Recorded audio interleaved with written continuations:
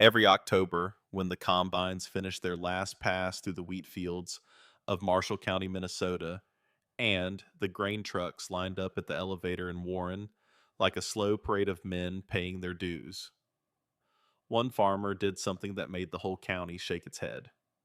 He didn't sell. His name was Holt Voss. He was 38 years old in 1970. He farmed 240 acres south of Argyle, the same flat Red River Valley ground his father had broken before him, the same heavy clay soil that flooded in spring and froze hard as concrete in November. He ran a used tractor, lived in a farmhouse that hadn't been painted since Eisenhower was president, and every single October, while every other farmer in Marshall County hauled their grain straight from the combine to the elevator and cashed their check and paid their bills, Holt Voss drove his grain to his own bins, 5 steel bins standing in a row behind his barn. And then he waited. Not a week, not 2 weeks. He waited months, sometimes until January, sometimes March, sometimes April. And every year without fail, the men at the diner in Warren had the same conversation about it. Merritt Dale usually started it. Merritt ran the John Deere dealership on the north end of Warren. He was a big man with a loud voice and the kind of confidence that comes from selling things people need to people who can't afford to say no. He had opinions about equipment, about acreage, about crop selection, about the price of coffee. He delivered those opinions the way a judge delivers a verdict, with finality without appeal. Out. Holt Voss, Merritt told the men at the counter, is making the same mistake he makes every year. He thinks he can outsmart the market. He thinks sitting on his grain is strategy. It's not strategy. It's stubbornness dressed up as intelligence. The elevator is paying $240 right now. That's a fair price. That's a real price. What's Holt waiting for? Nobody answered. They didn't need to. The question wasn't really a question. Merritt leaned back in his chair. You know what Holt Voss is doing? He's playing grain trader. He's not a grain trader. He's a farmer. Farmers grow grain and sell grain. They don't hold grain and speculate. That's what the men in Chicago do in their offices with their ticker tape and their telephones. Holt's not in Chicago.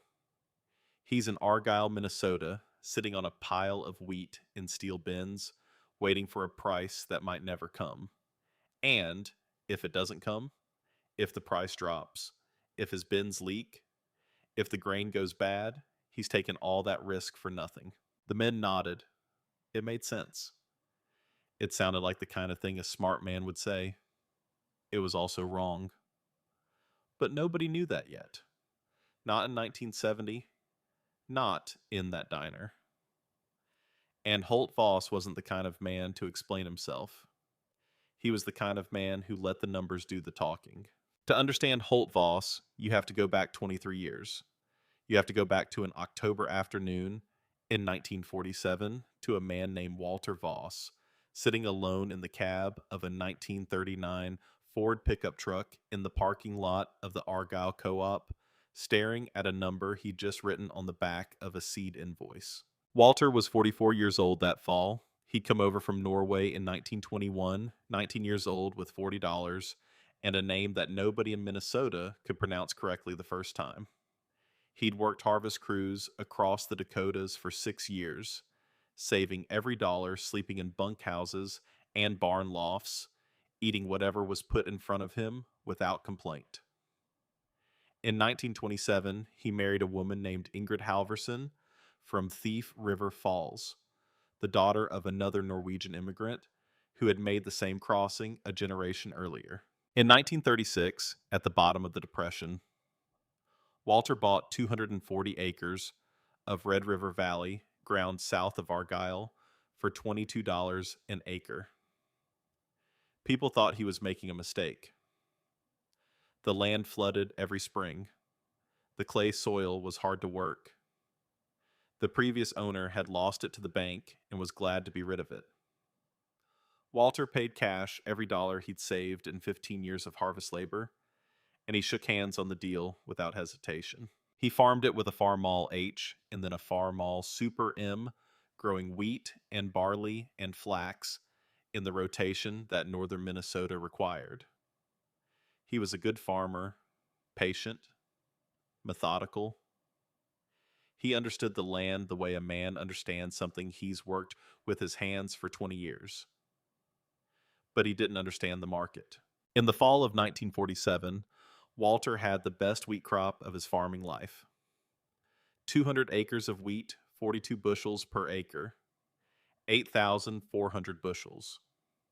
He hauled it to the elevator in October and sold it for $2.10 a bushel.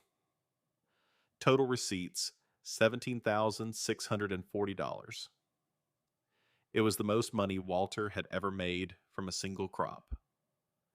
He drove home satisfied. He paid his bills. He put some aside for seed and fuel. He thought it was a good year. 6 months later, in April of 1948, Walter was standing at the bulletin board inside the Argyle Co-op, reading the weekly price sheet the elevator posted for farmers. Wheat. Spring delivery. $3.45 a bushel. He read the number twice. Then he walked outside and sat in his truck. He didn't drive away. He just sat there with the engine off the Minnesota April cold still holding in the cab. And he did the arithmetic in his head. 8,400 bushels. At $3.45 instead of $2.10. The difference was $1.35 per bushel. Multiplied by 8,400 bushels, $11,340 left on the table. Left from the same wheat, the same fields, the same harvest, the same combined passes, the same sweat and diesel in early mornings. All of it identical. The only difference was the date on the check. Walter sat in that truck for 20 minutes. He was not an emotional man. He did not curse or pound the steering wheel. He sat quietly with the number the way you sit with something that changes the shape of everything you thought you understood. $11,340. That was more than he had paid for the entire farm. He drove home. He ate supper. After Ingrid went to bed, he went to the kitchen drawer where he'd been keeping something for no reason. He could have explained at the time the weekly price sheets from the elevator bulletin board. He'd been tearing them down and saving them in that drawer for 5 years. Not out of any plan, just habit. The instinct of a man who doesn't throw away information. He spread them on the kitchen table and started reading. Then he started writing. He got a piece of lined paper and began charting the numbers, week by week, year by year. Wheat prices from 1943 through 1947. 5 complete crop years. He wrote slowly, checking each sheet, making sure the numbers were right. When he was done, he sat back and looked at what he'd made. The pattern was so clear, it almost seemed too simple. Every year in October, when the harvest came in and every farmer in the valley hauled their grain to the elevator at the same time the price dropped. Supply overwhelmed demand, and the market fell. Then, over the following months, as the grain supply worked its way through the system, and the next crop was still sitting in the ground, months away, the price climbed back up. January was better than October. March was better than January. April was often the peak 20 to 40% above what the same grain had sold for at harvest. 5 years. The same pattern 5 times in a row. Walter sat at that kitchen table for a long time. Then he wrote one word at the bottom of the page. Wait. He folded the chart carefully and placed it in the back of the same kitchen drawer on top of the price sheets. He did not tell Ingrid about it that night. He did not tell anyone. He went to bed and lay in the dark, thinking about the pattern and what it meant, and what a man would need in order to act on it consistently year after year for the rest of his farming life. What Walter understood that night, and what most of the farmers in Marshall County never understood, was that they were not making a market decision when they sold at harvest. They were making a financial necessity decision. They sold in October because October was when the bills came due. Equipment loans, land payments, operating credit. The harvest was the annual cash event that made everything else possible. And if you didn't sell at harvest, you couldn't pay what you owed. And if you couldn't pay what you owed, the bank came for you. The market didn't force them to sell in October. The debt did. This was the key insight, and Walter turned it over in his mind for weeks after that April evening. If a farmer had no debt, no equipment payments, no land loans, no operating credit, burning interest every month, then he had something almost no farmer in Marshall County had: a choice. He could sell in October, like everyone else, into the annual low, taking the harvest price, because the harvest price was the only price available today.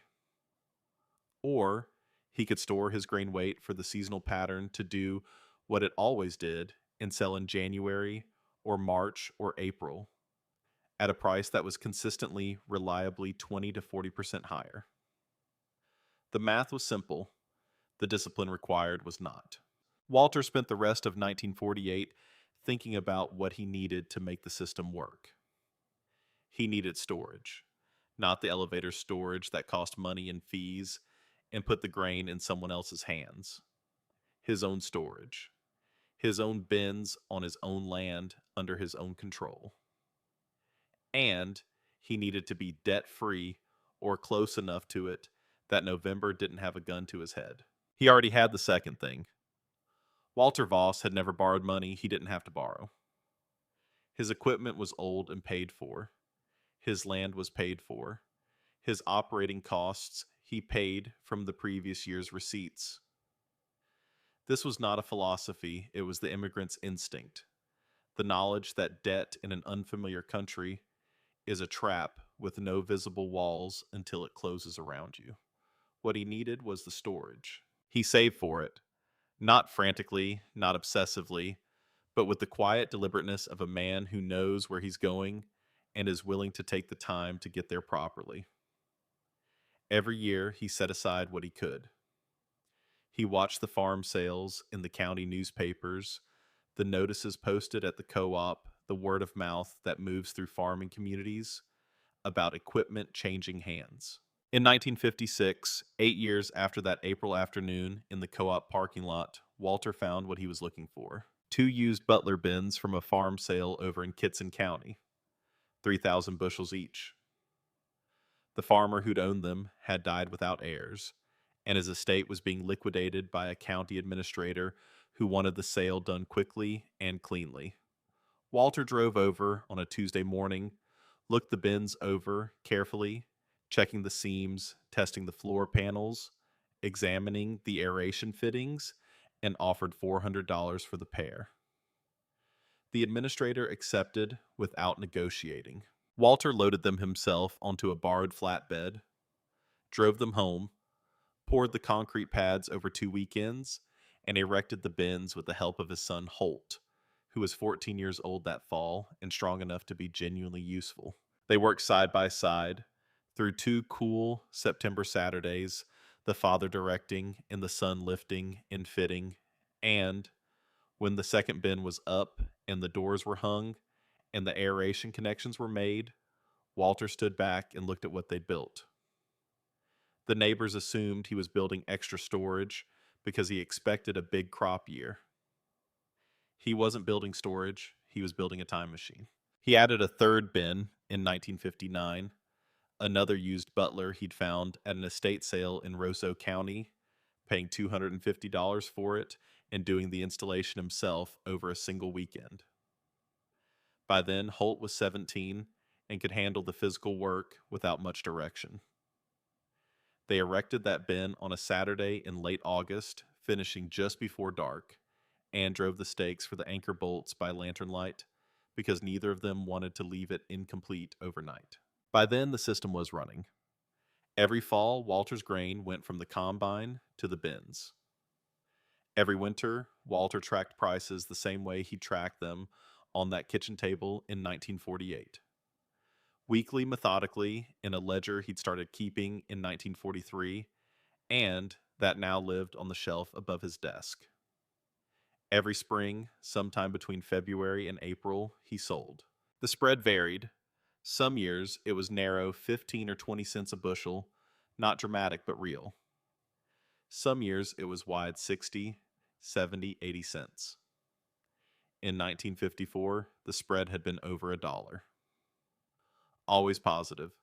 Every single year from 1948 forward, Walter Voss sold his grain at a higher price than the men who sold at harvest. He didn't talk about it much. This was not modesty. Walter was a private man who believed that a good system didn't need an audience. The result spoke in the ledger.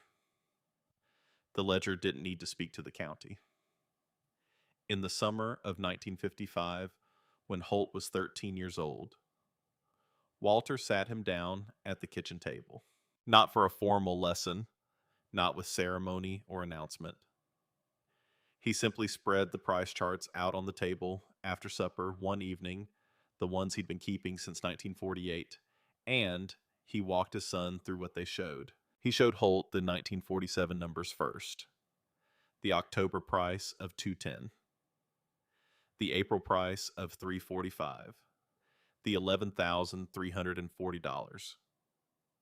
He let Holt do the arithmetic himself on a piece of scratch paper, and he watched his son's face as the number came together.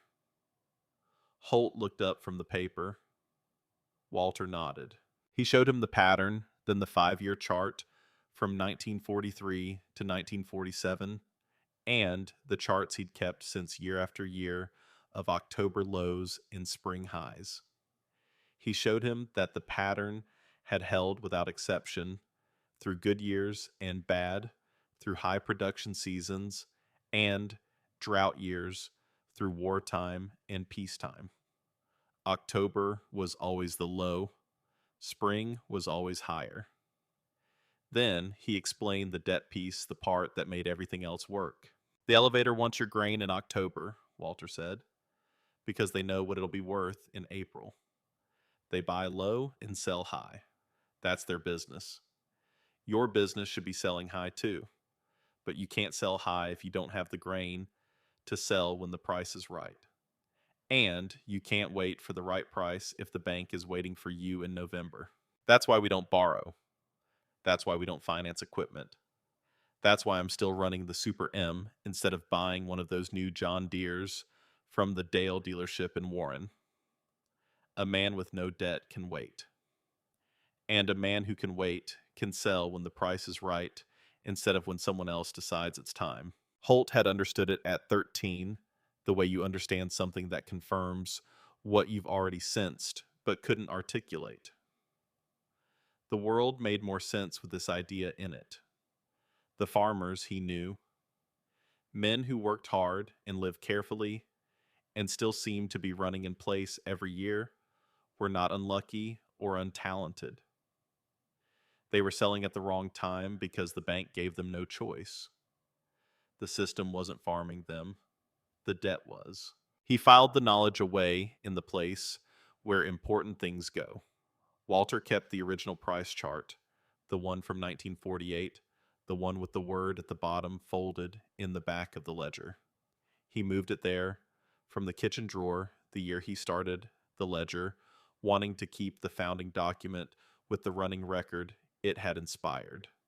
It lived there for the rest of his life, and Holt knew exactly where it was. Walter Voss died in March of 1961, a stroke in the barn between morning and evening chores. He was 57 years old. They found him with his boots on the way. Too many farmers go working until the moment the work ends forever. Holt was 29 years old. He inherited 240 acres, the Farmall Super M 3 grain bins, and his father's price ledger going back 18 years, every entry in Walter's careful, deliberate handwriting, the penmanship of a man who had learned English as a second language and treated it with respect. The morning after the funeral, before the neighbors arrived with food and the pastor arrived with words, Holt walked out to the grain bins behind the barn and stood between them in the cold March air, looking at the corrugated steel walls his father had put up with their hands together on those September weekends 5 and 6 years ago. The bins were empty in March.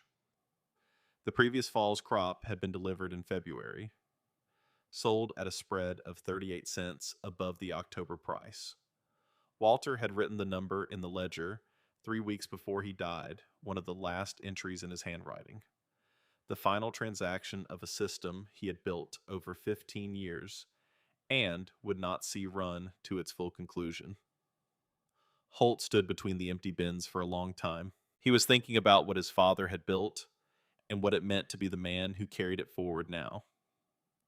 Not with grief exactly, he was his father's son, which meant he processed things through work rather than words, but with the particular weight of understanding that a responsibility has passed and that you are now the only one who can fulfill it. Then he went inside and called a man over in Roseau County who had 2 used butler bins for sale. He'd seen the notice at the co-op 2 weeks earlier and had been keeping it in the back of his mind. $600 for the pair, half of Holt's savings. He didn't hesitate. 5 bins total. 15,000 bushels of storage capacity, enough to hold the entire harvest from 240 acres and wait as long as the price required. He erected the 2 new bins himself over a weekend in April with the help of his neighbor, Gus Langford, a big, good-natured man who farmed 320 acres to the north and who helped without asking what the bins were for. That was the way of farm neighbors. You helped because help was needed, and the why could wait. When the bins were up and Holt had paid Gus back with 2 days of help repairing fence on the Langford property, he went back to the farmhouse and sat at his father's desk. He took the ledger down from the shelf. He opened it to the last page of Walter's entries. The final number in his father's handwriting, a spring delivery price for barley, March 1961. The entry was neat and complete date. Price bushels, total additional income above October price, running cumulative total. Walter had kept the ledger right until the end with the same methodical attention he'd brought to every other aspect of the farm. Below that last entry was a blank line. Holt picked up the pen that Walter had kept in the cup beside the ledger. He turned the page. He wrote the date. He wrote his name at the top of the new page, the way a man signs into an account that has been kept for him. Then he wrote the heading for the 1961 crop year, the first year he would run the system himself. He closed the ledger and put it back on the shelf. He poured himself a cup of coffee and stood at the kitchen window, looking out at the 5 steel bins behind the barn. 3.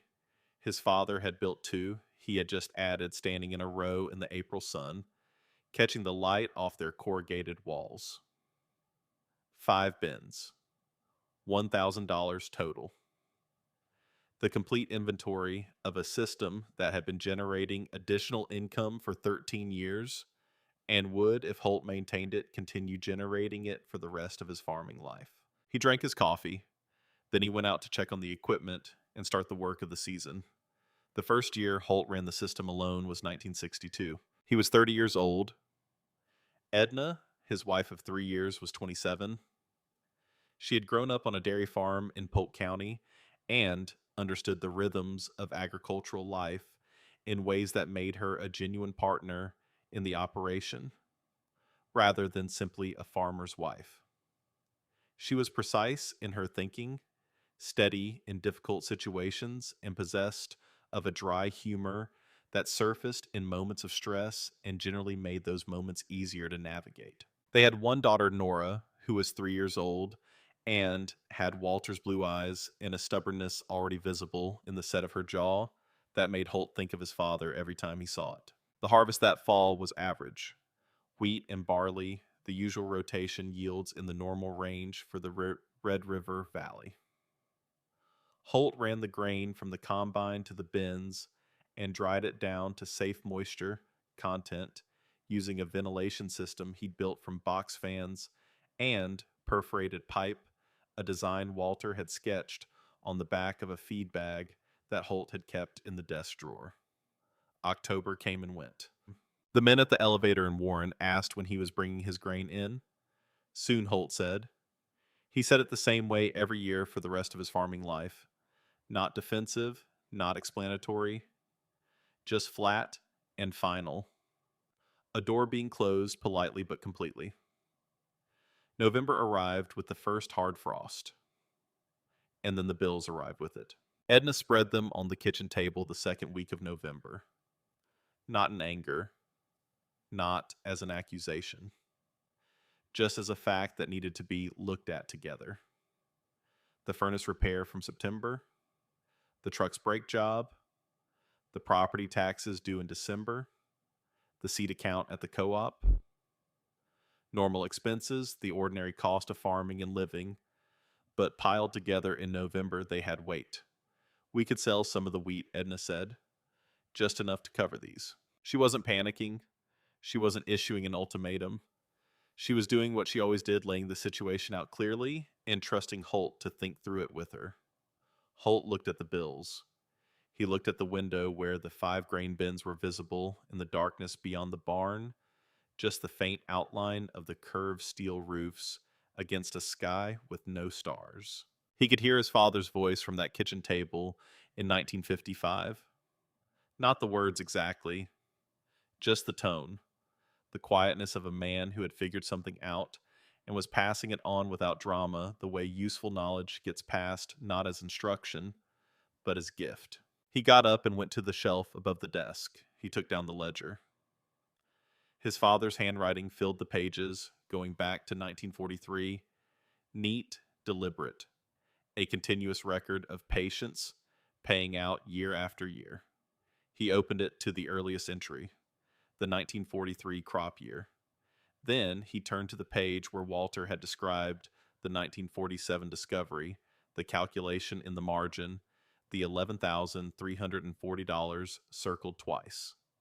And at the back of the ledger, in the pocket, his father had made from a folded piece of cardstock the original price chart from the kitchen table in 1948.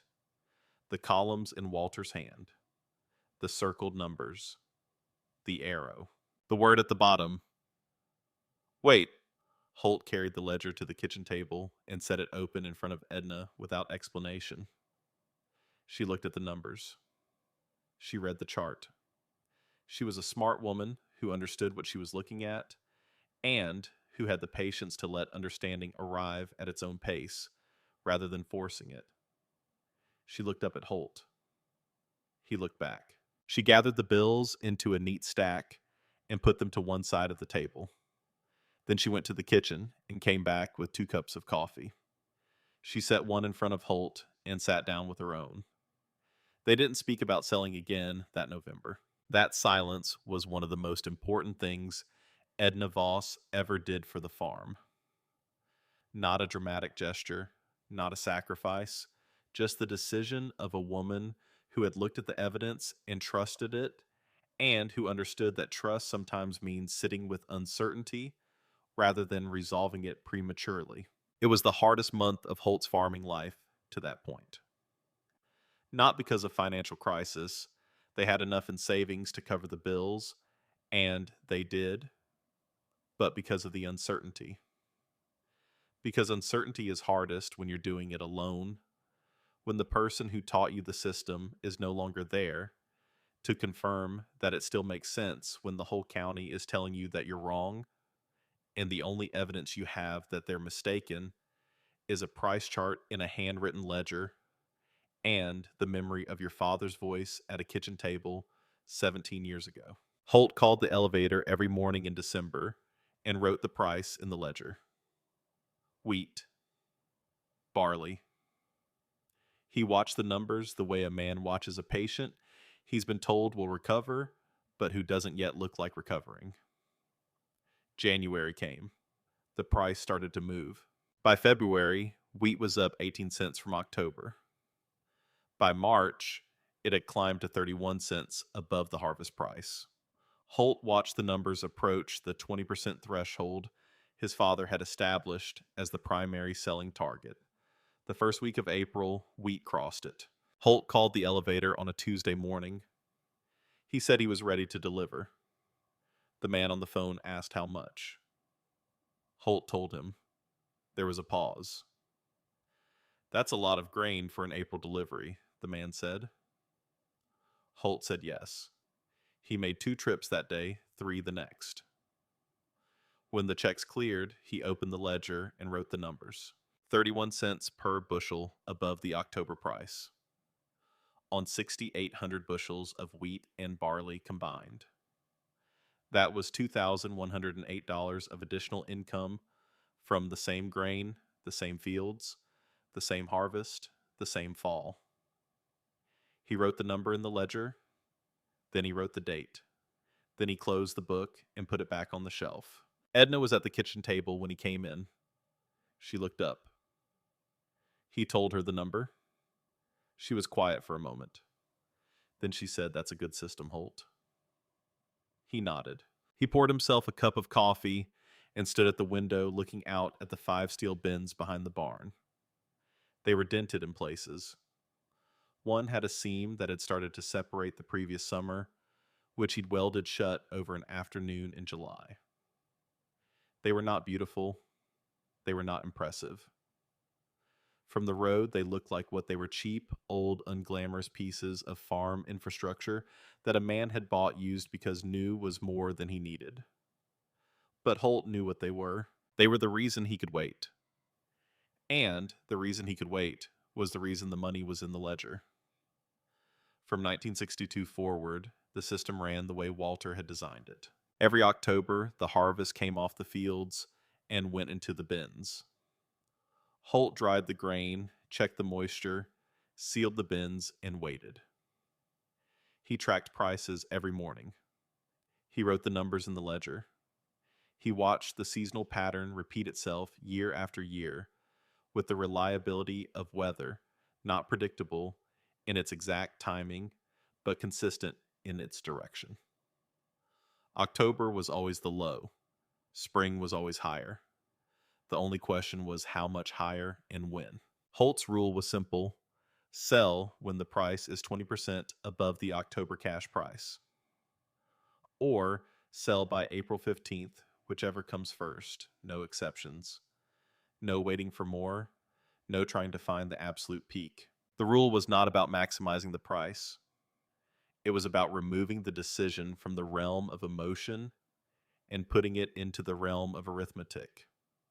Farmers who tried to store grain and failed usually failed for one of 2 reasons.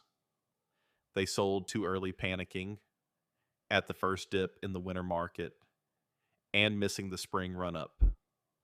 Or they held too long, convinced the price was going to keep climbing, and watched it fall back past their October number. Holt's rule eliminated both mistakes. It gave him a target and a deadline. It turned patience into procedure. And it worked. By the end of the 1960s, Holt had accumulated 12 years of price records in the ledger. 12 years of October prices, followed by spring prices that were always higher except once in 1966, when a bumper crop year flooded the regional market and compressed the spread to almost nothing. Even then, Holt sold on April 15th and matched the October price almost exactly. He didn't lose, he just didn't gain as much. He wrote the number without complaint and turned the page. Merritt Dale, meanwhile, was having one of the best decades of his business life. The John Deere line was expanding year by year. New models with more horsepower and more features were coming out every season, and the company's financing arm was making it easy for farmers to get into those machines, with payments spread over 5 or 7 years at rates that looked reasonable in a good year. Merritt sold tractors and combines and grain drills to half the farms in Marshall County, and he was proud of the service he provided. He was putting better equipment in farmers' fields. He was helping them be more productive. He was contributing to the county's agricultural vitality. This was not cynicism. Merritt believed it. Holt never walked into Merritt's dealership except to buy parts. Merritt never understood why. He assumed Holt couldn't afford new equipment. He assumed the man was poor scraping by on a small farm with old machinery, too stubborn or too proud to admit he needed to modernize. He drove past the Voss farm, sometimes on his way to other calls, and saw the old Super M in the field and shook his head. He didn't see the ledger. He didn't see the 5 steel bins. He didn't see what was accumulating there every October. In 1970, when Holt Voss was 38 years old and had been running his father's system for 8 years on his own, the total additional income above harvest price selling had reached $31,000.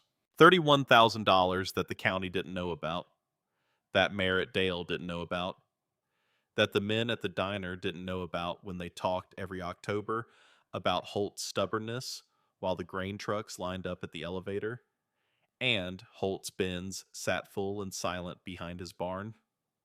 Merritt Dale told the men at the counter that Holt Voss thought he was smarter than the market. He was wrong about that. Holt didn't think he was smarter than the market.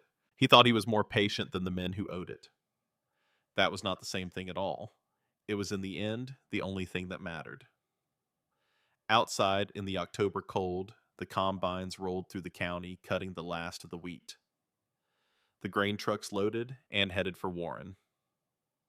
The elevator's scale printed receipts, and the money moved through the county like water finding its level down into the bank accounts of men who owed November something and had to pay it. On the Voss farm, the bins were filling up, 5 steel cylinders standing in a row behind the barn, packed with grain that smelled of summer and dry. August afternoons sealed against the coming winter, waiting for a season that hadn't arrived yet.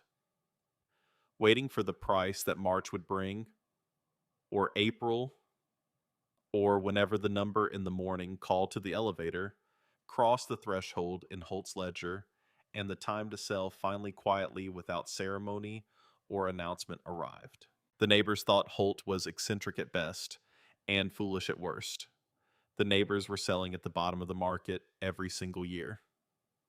And Holt Voss just kept writing numbers in his father's ledger and watching the pattern repeat year after year, the same pattern Walter had seen on a kitchen table in 1948 with a piece of lined paper and a pencil, and the clear, cold, unmistakable arithmetic of a man who had finally learned to wait. The system did not make Holt Voss famous. It made him quiet. There is a particular kind of quiet that settles over a man who knows something others don't. Not arrogance, not superiority, but the stillness of a person who has stopped needing to prove himself to the room. Holt had that quality by the early 1970s. He moved through Marshall County the way a man moves through a place he understands completely, unhurried, untroubled, watching things with the patience of someone who already knows how the season ends. He still drove to the diner in Warren on Friday mornings. He still sat at the counter and drank his coffee and listened to the conversation around him. He still heard Merritt Dale's voice, carrying above the rest, pronouncing judgment on crop prices and equipment choices, and the general foolishness of men who didn't farm the way Merritt thought farming ought to be done. And every October, without fail, Merritt Dale said some version of the same thing. Holt Voss is sitting on his grain again. Holt never responded. He paid for his coffee, left $1 on the counter, and drove home to his farm where the bins were filling up and the ledger was waiting, and the system his father had built in 1956 was running as steadily and reliably as the seasons themselves. By 1972, the ledger showed $44,000 in cumulative additional income above harvest price selling. $44,000 earned by doing something that required no additional land, no additional equipment, no additional labor beyond the morning telephone call and the discipline of the rule. By 1972, Merritt Dale had sold 112 tractors and combines on financing arrangements that would come due in November's yet to arrive. Neither man knew the full extent of what the other had built. Then came 1973. In the spring of 1973, a series of events unfolded in the global grain market that no farmer in Marshall County had anticipated, and most of them barely understood. The Soviet Union, dealing with a catastrophic domestic wheat shortfall, entered the American market and bought grain at a scale that shocked the commodities traders in Chicago, who thought they'd seen everything. The purchases were enormous and fast moving through the market before the usual channels of information could catch up with what was happening. Wheat prices, which had been trading in a comfortable and familiar range through the early part of the year, began to climb in a way that felt almost unreal to men who had spent their careers watching those same prices move in their usual modest arcs. By summer, the trajectory was unmistakable. Holt watched it from his ledger. He made his morning call to the elevator the way he always did, and he wrote the number down, and he watched the weekly prices move in a direction that Walter's chart had shown was possible, but that Holt had never personally witnessed at this magnitude. The market was doing something it rarely did. It was moving dramatically and in a direction that rewarded exactly the position he had built his entire farming strategy around. The harvest that fall was strong. 240 acres of wheat at 38 bushels per acre. 9,120 bushels. The October cash price at the Warren elevator was $3.80 per bushel. If Holt had sold at harvest like every other farmer in the county, he would have received $34,656. A fine number. A year that any farmer would have been satisfied with. He drove his grain from the combine to the bins. He sealed the bins. He wrote 380 in the ledger next to October 1973, and he waited. The winter that followed was not easy. Prices moved in both directions through November and December, the kind of volatile market that tests the patience of even disciplined men. Holt tracked the numbers.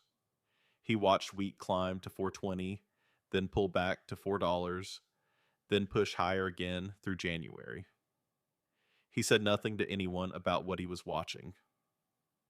He didn't discuss it with Edna, not because he kept secrets from her, but because she understood the system and trusted it, and didn't need a daily report on its progress. She knew what the bins held. She knew the rule. She trusted both. By February, wheat was at $4.60. By March, it was at $5 flat.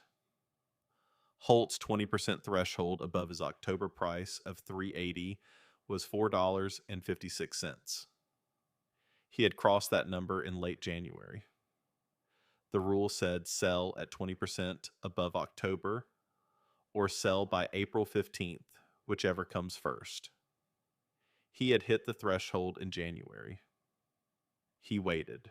This is the one time in the story where Holt Voss bent the system he had inherited, and it is worth understanding carefully why.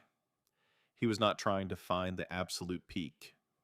He was not gambling on a price he had no basis for believing would arrive. He looked at the market in February of 1974, with the Soviet purchases still working through the supply chain in the spring crop.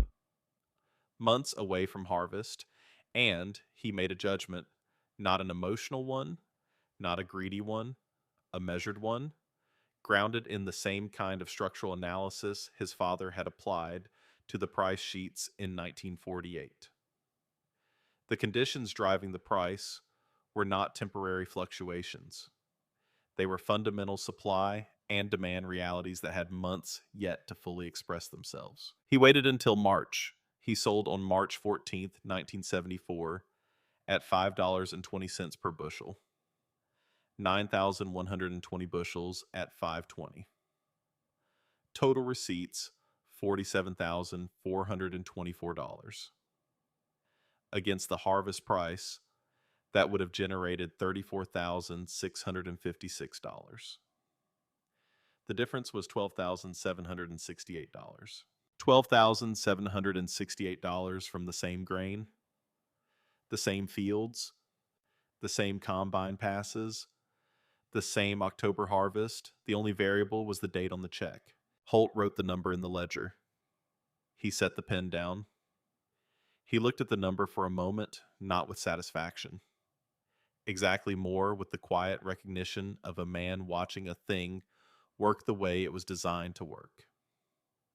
The system his father had built on a kitchen table in 1948 from a stack of old price sheets and a piece of lined paper had just generated in a single transaction more additional income than all the years between 1962 and 1968 combined. He went outside to check on the equipment. 2 days after Holt's March delivery, Merritt Dale was at the elevator settling an account when the elevator manager, a methodical man named Roger Brandt, left an invoice face up on the counter while he went to answer the telephone in the back office. Merritt glanced at it. He didn't mean to read it. He wasn't the kind of man who snooped through other people's paperwork. But the name at the top of the invoice was Holt Voss, and the price per bushel listed was $5.20, and Merritt Dale did the arithmetic in his head before he could stop himself. He was still looking at the counter when Roger came back. He said nothing. He finished his own business, shook Roger's hand, walked to his truck, and sat in the parking lot for a while. $5.20 against $3.80. $1.40 per bushel on 9,000 bushels roughly. That was $12,000 from the same wheat, from the same October harvest that every other farmer in Marshall County had sold months ago at $3.80 and considered a good year. Merritt sat in his truck and thought about the number. Then he thought about Holt's equipment. The old Super M that Holt had finally retired in 1969 and replaced with a used Farmall 706 he'd bought for cash from a farm sale over in Kitson County. No financing, no payment schedule, just cash the way Holt did everything. Merritt had offered to put Holt in a new John Deere 402 in 1968. Good machine. The best tractor on the market at the time, reasonable financing, 5 years, manageable payments spread over the productive years of the equipment's working life. Holt had thanked him and declined. Merritt had assumed it was stubbornness, the pride of a man who wouldn't admit he needed to upgrade. Sitting in the elevator parking lot in March of 1974, staring at a steering wheel, he wasn't turning.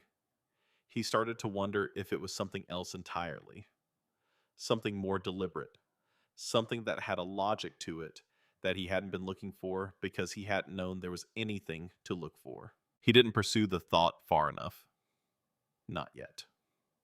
He filed it away in the back of his mind, that uncomfortable place where things you don't want to examine go to wait. He started his truck and drove back to the dealership and spent the rest of the day selling a combine to a farmer from north of Warren on a 7-year note. The thought stayed in the back of his mind, waiting the way certain thoughts do for the moment when the evidence finally becomes too heavy to set aside. The years between 1974 and 1981 ran the system forward with the regularity of a clock. Every October, Holt's harvest went into the bins. Every winter, he tracked prices. Every spring, he sold. The spread varied, some years narrow, some years generous, but it was always positive. Always above the October number.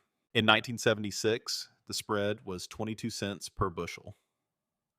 On 9,000 bushels, that was $1,980. Not dramatic, but real. Holt wrote it in the ledger the way he wrote every number, without editorial comment, just the fact of it recorded in his father's format. In 1978, the spread was 68 cents. On 10,200 bushels, that was $6,936. Every dollar went into a savings account at the First National Bank in Warren. Holt had been banking there since 1961, and in 18 years, the account had never had a loan attached to it.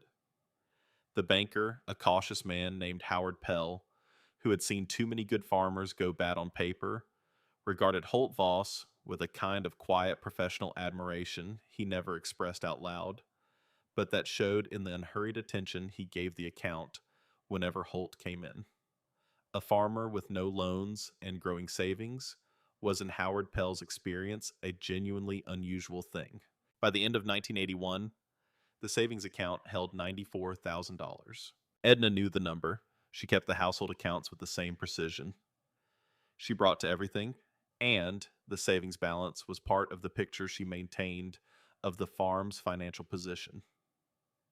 She had watched the number grow since 1962, one spring delivery at a time, and she regarded it with the satisfaction of a person who has trusted a process and been proven right over a long enough period that the proof is no longer in question. It was not a number she talked about outside the house. This was not secretiveness.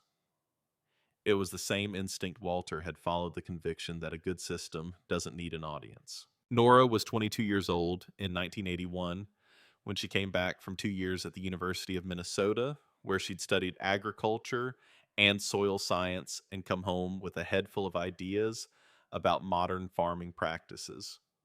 Holt listened to those ideas with genuine interest, asking questions, engaging seriously with what she'd learned, occasionally offering the gentle correction of a man who has spent 30 years farming the specific piece of ground she was theorizing about.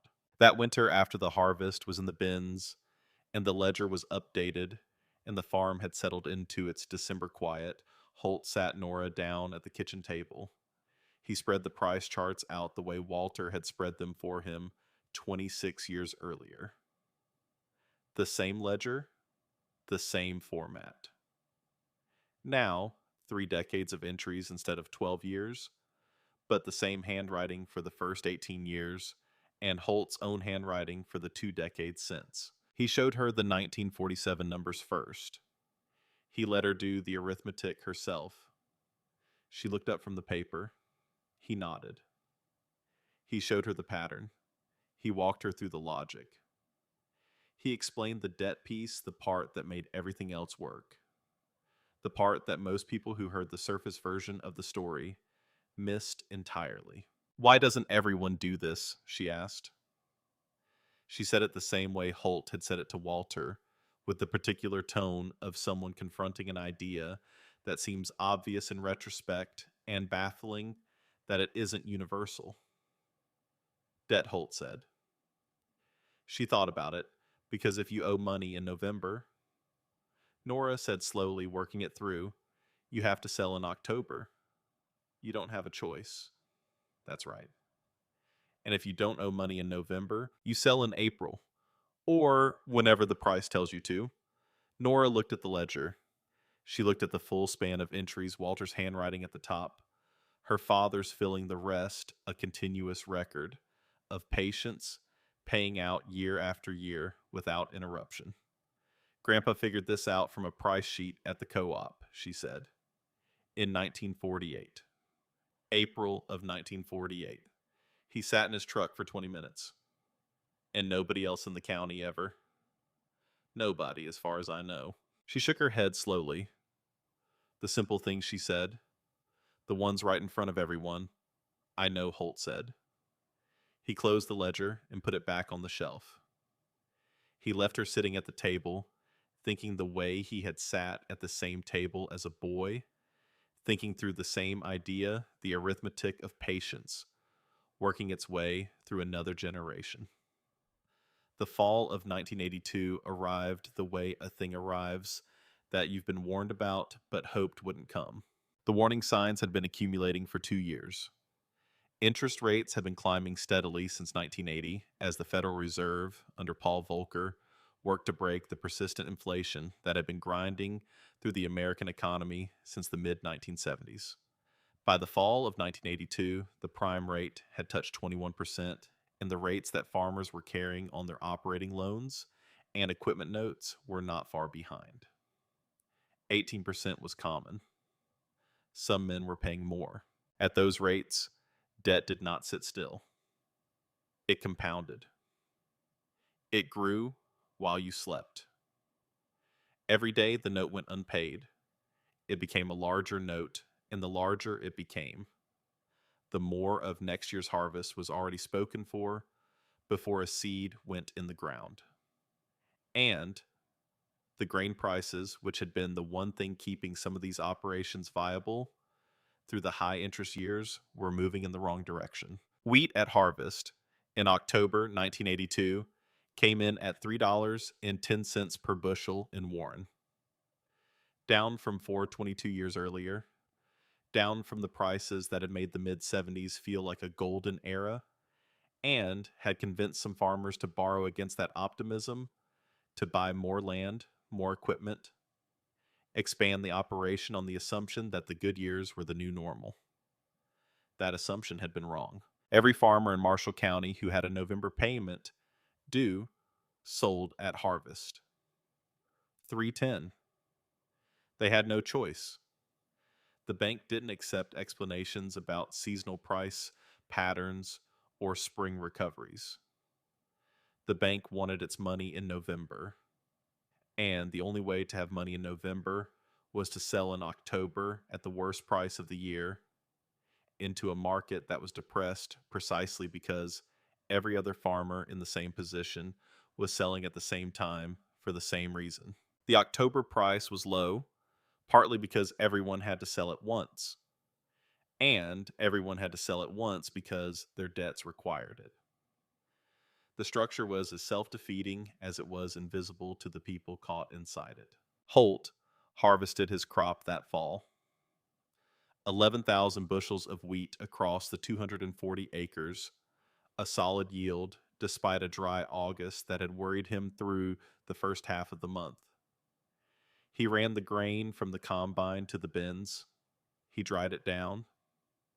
He sealed the bins. He wrote 310 in the ledger. And he waited. The first week of November, wheat was at 308. The second week, 305. By Thanksgiving, $3 even. At the diner in Warren, the mood had shifted from the usual October skepticism about Holt's stubbornness to something heavier. Men who had sold at 310 were watching the price drop below what they'd received and feeling the particular bitterness of a man who has taken a bad deal and can now see exactly how bad it was.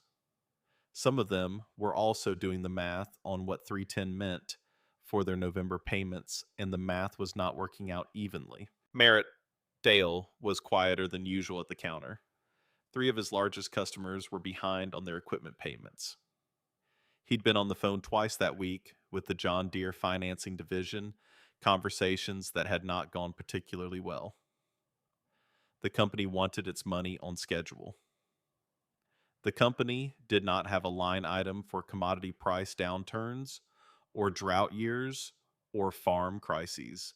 The company had contracts. Holt's neighbor to the north, Gus Langford, came by the Voss farm on a Wednesday in early December. Gus was 51 years old. He was a good farmer, conscientious, hardworking, attentive to his fields, in the way that produces consistent yields over many seasons. He had expanded his operation in 1979, taking on an additional 120 acres on a land contract and buying a new John Deere 4440 from Merritt Dale on a 5-year note to handle the increased acreage. At the time, with wheat prices where they were, and the banker in Warren willing to talk, it had seemed like a sound decision. He knocked on the back door of the Voss farmhouse at 9 in the morning. Edna let him in, put coffee on, and then excused herself to the other room with the quiet tact of a woman who understood that some conversations need only two chairs at the table. Gus sat across from Holt and looked at his coffee for a moment before he spoke. He was 3 payments behind on the 4440. The bank was talking about calling the operating note. His wife Lorraine hadn't slept a full night in 6 weeks. He'd gone over the numbers a dozen times, and the numbers kept coming out the same way, which was not the way he needed them to come out. Holt listened. He didn't offer money. He knew Gus well enough to know that Gus wouldn't take it, and that the offer would change something between them that couldn't be changed back. He listened instead. He asked questions when questions were useful. He stayed quiet when quiet was more useful than questions. Gus left an hour later, no better off financially, but slightly less alone with it. Sometimes that's the only thing available, and it's better than nothing. Holt stood at the kitchen window and watched Gus's truck disappear down the county road. Then he turned and looked at the 5 steel bins behind the barn, barely visible in the early December light, the corrugated walls catching the gray sky. That night, after Edna was in bed, Holt went to his desk. He took the ledger down from the shelf. He opened it to the current page and looked at the numbers from the past 8 weeks. 310, 308, 305, 302, $3, $2.98. He picked up his pen. He sat with it for a long moment. Then he wrote something he had never written in the ledger before. What if Father was wrong? He stared at the words. They looked strange in the ledger. Not a price, not a date, not a bushel, count, but a question, sitting in the middle of the record, like something that didn't belong there. He didn't cross it out. He let it sit. Then he did what his father had done at a kitchen table. In 1948, he ran the numbers. Not the hopeful numbers, the real ones. The worst case he could construct with the information available. If wheat dropped to 250 by spring, a number that would have seemed impossible 2 years ago, but which now had to be considered how much had he lost versus selling at 310 in October, he calculated. On 11,000 bushels, the difference between 310 and 250 was $6,600. That was the maximum downside he could construct from where the market currently sat. He wrote the number down, then he wrote the savings account balance beside it. $94,000. He could absorb $6,600. He could absorb $250. He could absorb a price that would represent a catastrophic outcome for most farms in Marshall County, because he had never made a payment to a bank in his farming life. And every dollar the system had generated since 1962 was sitting in an account earning interest instead of servicing debt. The system had been building a cushion for 20 years. The cushion was there now in the exact moment it was needed. He put the pen down. He closed the ledger.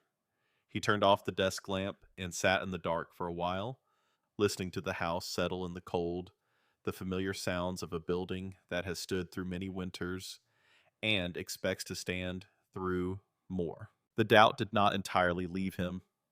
He was honest enough with himself to acknowledge that. The doubt was real. The price was falling. The county was suffering. Men he'd known for 30 years were losing what they'd built and sitting on 11,000 bushels while the market moved against him. Required a quality of conviction that was harder to maintain in the dark of December than in the light of April, but underneath the doubt was something steadier. The system had not been built on optimism. It had been built on observation, years of price data, the same pattern repeating the structural reality that October supply always exceeded October demand, and that the imbalance always corrected itself as the supply was consumed, and the next crop was months away from adding to it. That reality had not changed because interest rates were high and some farms were failing. The grain still had to be consumed. The next crop was still in the ground or not yet planted. The market still had to find its equilibrium. The question wasn't whether the market would recover. The question was whether Holt could afford to wait for it. He could. He went to bed.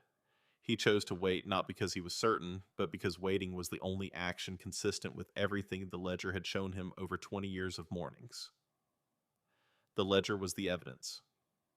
The evidence pointed one direction. He followed it. The winter deepened. December became January. The temperature dropped to 20 below for 10 days running in the second week of the new year, the kind of cold that tests the seams of every building on a farm and keeps a man checking on his equipment and his grain with the flashlight before dawn. Holt walked out to the bins twice a week through that cold, checking the aeration system, monitoring the moisture readings, satisfying himself that the grain was holding in the condition it had gone in. The grain was fine. The price was not fine. It bounced along the bottom of the market with the restless instability of something that hasn't found its floor. 302, 298, 305, 298 again. Each morning call to the elevator produced a number that confirmed the market was searching without finding. At the elevator, Roger Brandt told Holt in the third week of January that he'd processed more distress sale paperwork in the past 4 months than in the previous 6 years combined. Farmers selling stored grain at a loss to cover partial payments on overdue notes. Equipment going at auction for 50 cents on the dollar to buyers from 3 counties over. Men signing documents they hadn't fully read because the bank's attorney was sitting across the table, and the alternative to signing was worse. Gus Langford signed his papers in late January. The bank took the $4,440. They allowed him to keep the land barely on a restructured note, with terms that would take 15 years to resolve, and that required Gus to lease back equipment for the next 3 seasons, because he no longer owned his own. He was 51 years old, and he looked 65. Holt heard about it the morning after, from Roger Brandt. He drove home in the January cold and sat in his truck in the driveway for a while, the engine running the heater doing its work. He was thinking about Gus. He was thinking about Gus's wife Lorraine, who hadn't slept in 6 weeks. He was thinking about the 4, 4, 4. Oh, a good machine now gone. He was thinking about the question he'd written in the ledger. Then, February arrived. It started with a weather report. A National Weather Service bulletin, issued on the 8th of February, 1983, described an unusual late-season cold event developing across the southern plains.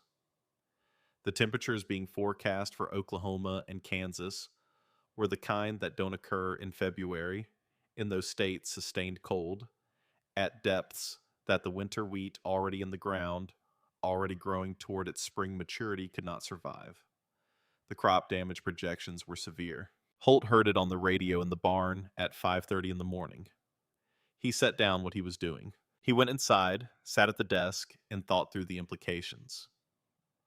Less winter wheat surviving in Oklahoma and Kansas meant less wheat entering the market at the spring harvest. Less spring harvest supply meant upward pressure on prices in the months between now and the next fall. The market would react to this information not immediately, but within days as traders priced in the supply reduction. He picked up the phone and called the elevator. 308, Roger Brandt said. Holt wrote it in the ledger. He watched. By the following Monday, wheat was at 345. The market had absorbed the weather report and moved. By the end of February, it had crossed 370. At the diner in Warren, the price movement was the only conversation. Men who had sold at 310 in October were watching the price climb past what they'd received and doing the arithmetic on what that meant. The arithmetic was not comfortable.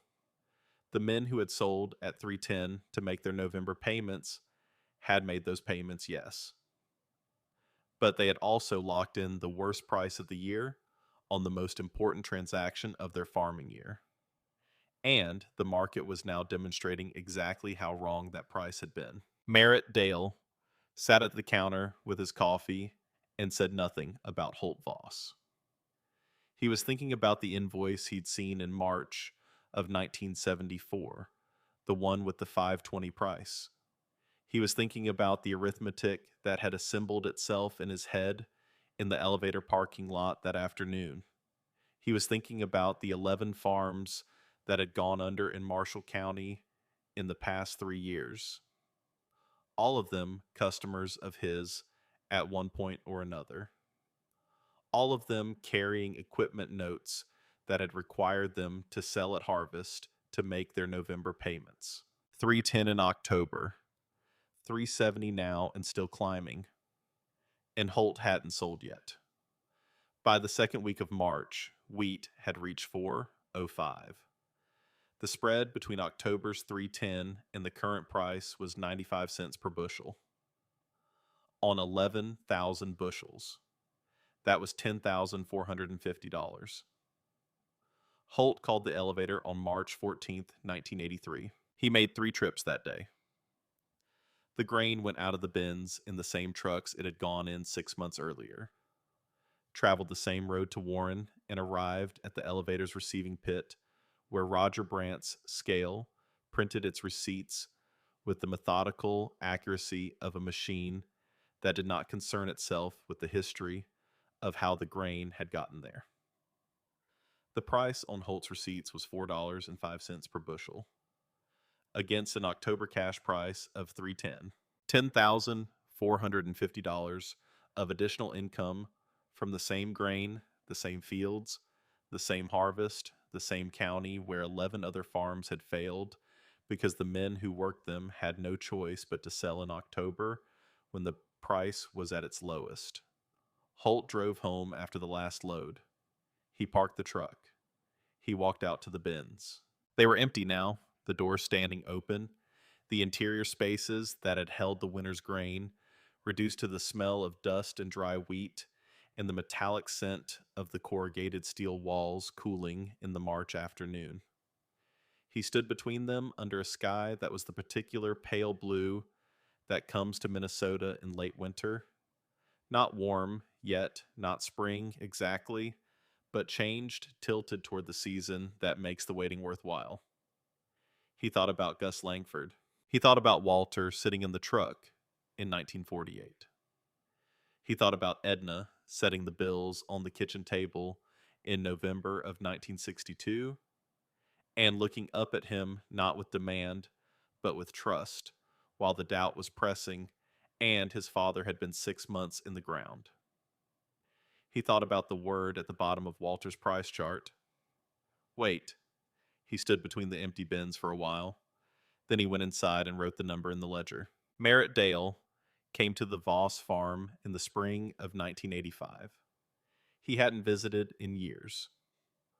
Holt wasn't a John Deere customer and never had been.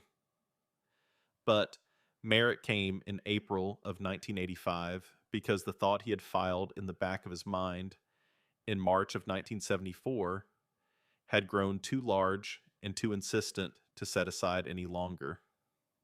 And because the past 3 years had done something to Merritt Dale that success had never managed to do. They had made him uncertain. The dealership was struggling. Not failing, not yet, but struggling in the way that a business struggles when its customer base starts disappearing. 11 farms gone from Marshall County in 3 years.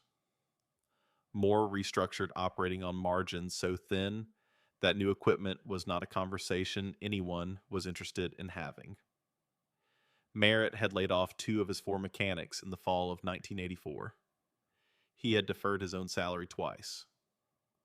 He was looking at his order book for the coming year and finding it thin. In a way, it had never been thin before. He found Holt in the yard on a Tuesday morning in April, loading wheat onto the grain truck for the spring delivery.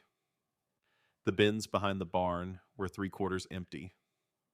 They stood in the yard, the mud still soft from the snow melt. The smell of turned earth coming from the south field, where Holt had started his pre-planting passes, and Merritt asked his questions. He asked directly the way a man asks when he has stopped worrying about what the answer might make him look like. Holt answered directly the way a man answers when he has nothing to protect and no reason to perform. The conversation that followed lasted 2 hours there in the spring yard between the grain truck and the steel bins, and it covered everything. Walter's 1947 discovery, the kitchen table in 1948, the pattern in the price charts, the rule, the role of debt enforcing the wrong timing on good farmers, and the cumulative number that the system had generated across 23 years. Somewhere around $120,000 above what harvest price selling would have produced, Holt said. He hadn't calculated it precisely recently, but that was close. Merritt absorbed the number. He looked at the 5 bins, the same 5 bins that had stood behind this barn since Walter Voss had erected the last 2 in the spring of 1961. Dented, stained with 24 years of weather, one of them with a welded seam running up the south face, like a scar that had healed cleanly and held. They looked like what they were old functional worth almost nothing to anyone who didn't understand what they did. I've spent 20 years selling tractors and combines, Merritt said, telling farmers they need bigger equipment, more capacity, more speed. Finance it over 5 or 7 years, the payments are manageable. And the whole time, he stopped. The whole time, the most important piece of equipment in this county might have been 5 used grain bins behind a barn. The bins aren't the investment, Holt said. The bins are just metal. Merritt looked at him. The investment is the ability to wait. And the ability to wait comes from not owing money. A man who owes money in November has to sell in October. That's not a choice. That's a requirement the debt creates. A man who owes nothing can sell in April. The bins are the tool. Not owing anyone is the strategy. Without one, the other doesn't work. You can have all the storage in the world, but if the bank needs its payment in November, you're selling in October, same as everyone else. I've been selling equipment on credit for 20 years, Merritt said. His voice was flat, not self-pitying. The voice of a man reading a calculation he wishes came out differently.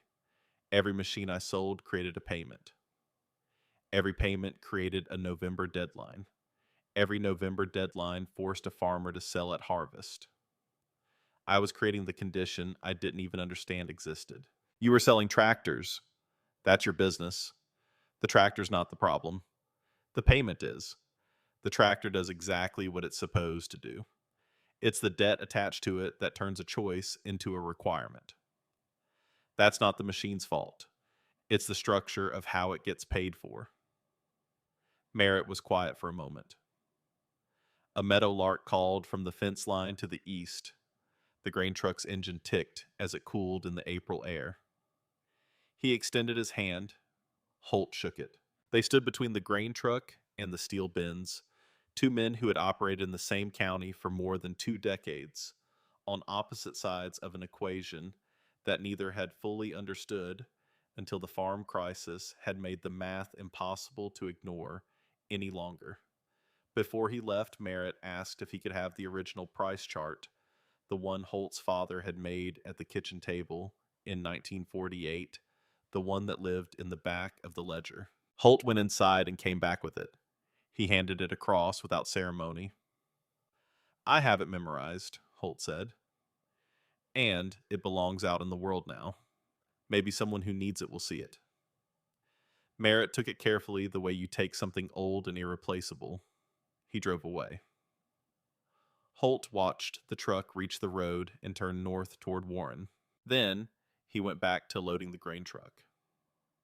He had 2 more loads to deliver before the day was done, and the price was $3.95, and the number waiting to be written in the ledger when he got home was a good one. The spring of 1985 was the kind that comes to Minnesota like an apology. After the brutal winters of the early decade, after the farm crisis had ground through Marshall County like a slow machine, Taking things that couldn't be replaced, the April of that year arrived with unusual gentleness. The snow went out quietly without the flooding that sometimes came when it went fast. The fields drained early. The meadowlarks came back before anyone expected them, calling from the fence lines in the second week of March, when the ground was still partly frozen. It was the kind of spring that made men who had survived hard years stand in their fields and breathe slowly and feel something they had almost forgotten how to feel. Holt Voss noticed it the way he noticed most things without announcement, without drama, with the quiet attention of a man who has spent his life paying close attention to the land he works. He finished his April deliveries on the 15th, right on schedule. The last load went to the Warren elevator on a Tuesday afternoon, and Roger Brandt printed the final receipt and handed it across the counter with the small nod he gave to transactions that were in order and complete. And Holt folded the receipt and put it in his shirt pocket and drove home. That evening, he opened the ledger. He wrote the final numbers for the 1984 crop year. October price, $2.85. April delivery price, $3.95. Spread $1.10 per bushel. Total bushels delivered 11,240. Additional income above harvest, selling $12,364. He added the number to the running cumulative total at the bottom of the page. He set the pen down and looked at the figure. $132,000. Since 1962. Since the first year he had run the system alone, the year the bills had been on the kitchen table in November, and the doubt had been louder than it had ever been before or since. Since the night he had opened the ledger and looked at his father's handwriting and made the choice to keep going. $132,000 from 5 used steel bins that had cost $1,000 total. He closed the ledger and put it back on the shelf. Edna was reading at the kitchen table. She looked up when he came in from the desk room. "Good year," she said. It wasn't a question. After 23 years of watching the system run, she didn't need it to be. He nodded.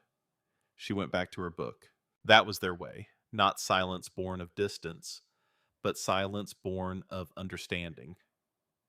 The communication of two people who have shared a life long enough that the important things don't always require elaboration. Edna had understood the system since 1962. She had sat across from him at the same table when the bills were spread out and the bins were full and the doubt was pressing, and she had drunk her coffee and trusted the ledger, and she had been right to trust it every single year since. The decade that followed, 1985 through 1995, ran the system to its conclusion.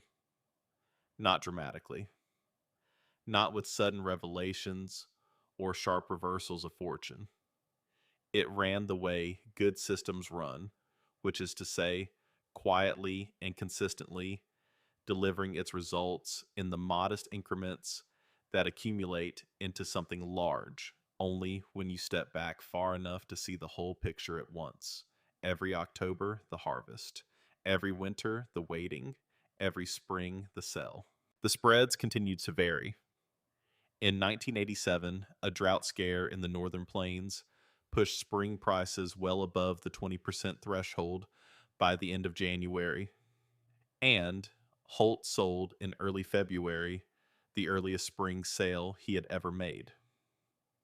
The additional income that year was $9,800.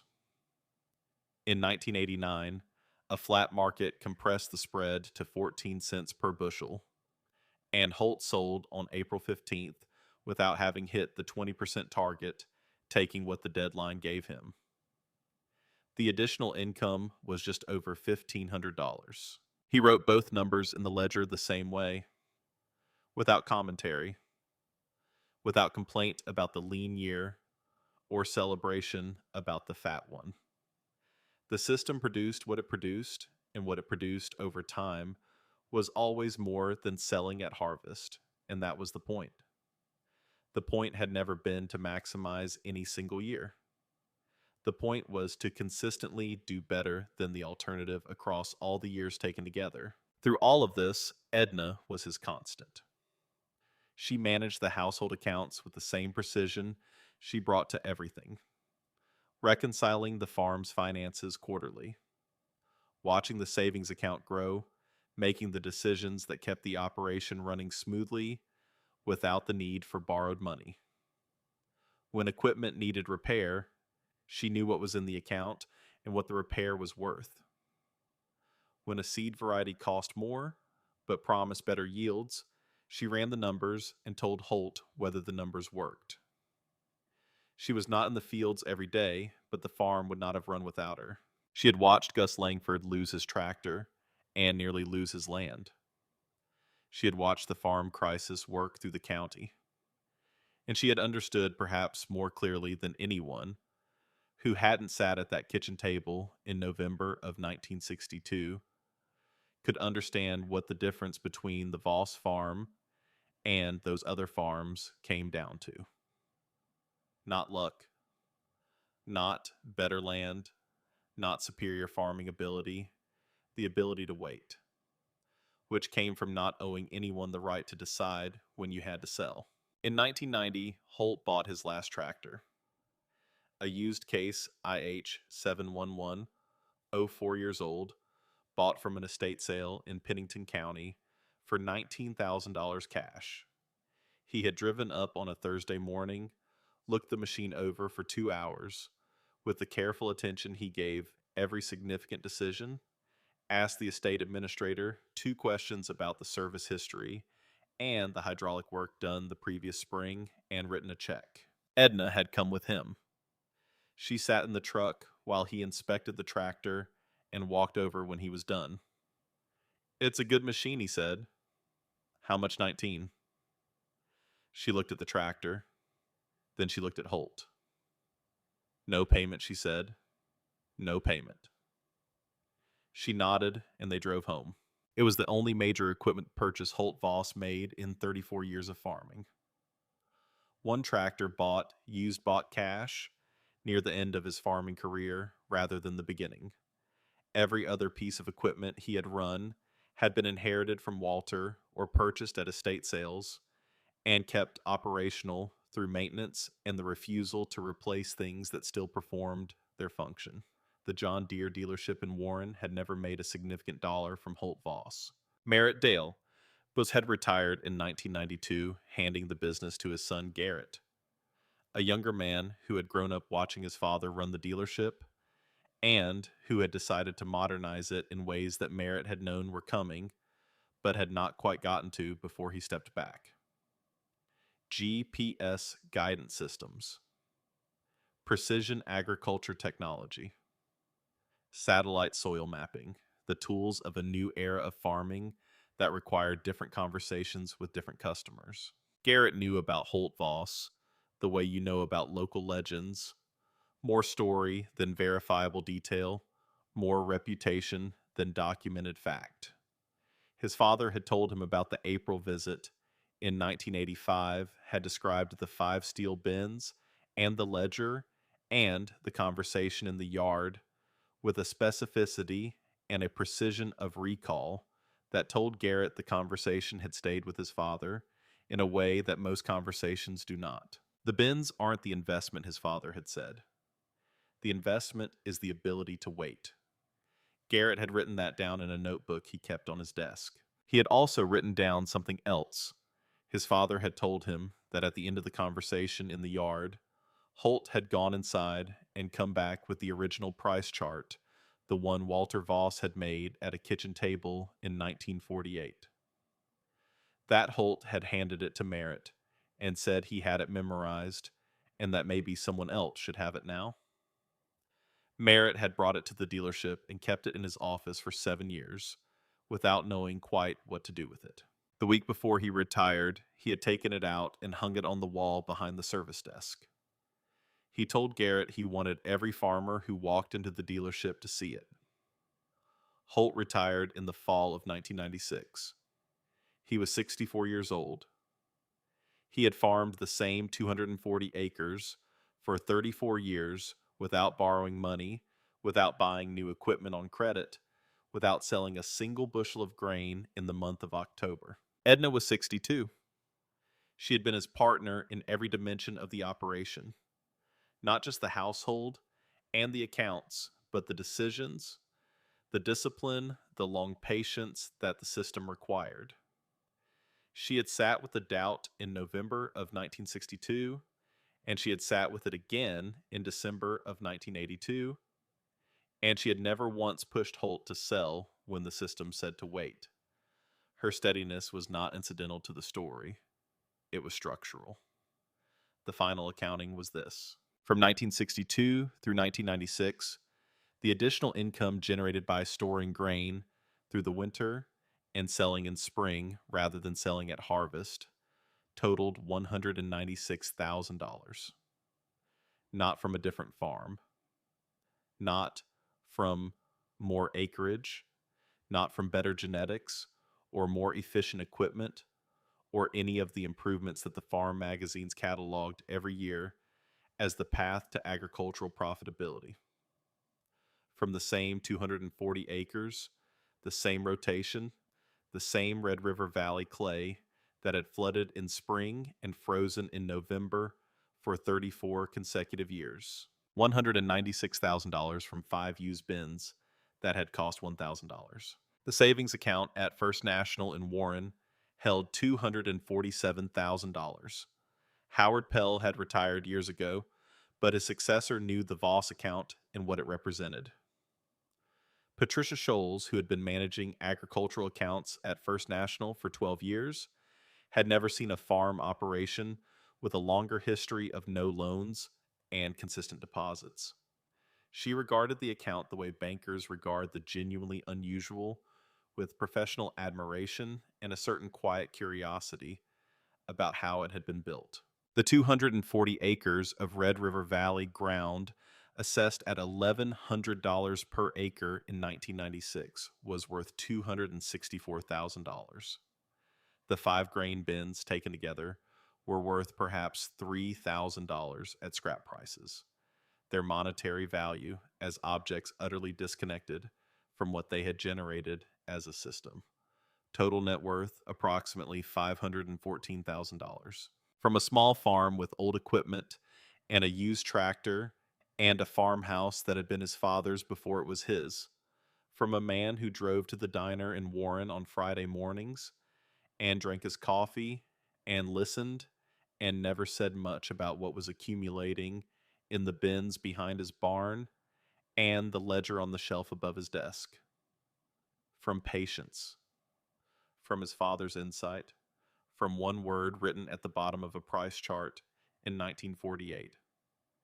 Wait, Nora Voss was 37 years old when she took over the farm. She had been working alongside her father for 15 years, not as an apprentice, but as a genuine partner in the operation, learning the system not from a single conversation, but from the daily practice of it, the morning calls to the elevator, the entries in the ledger, the discipline of the April 15th deadline, the particular patience required to sit on grain through a falling winter market and trust the spring that was coming. She understood the system better in some ways than Holt did.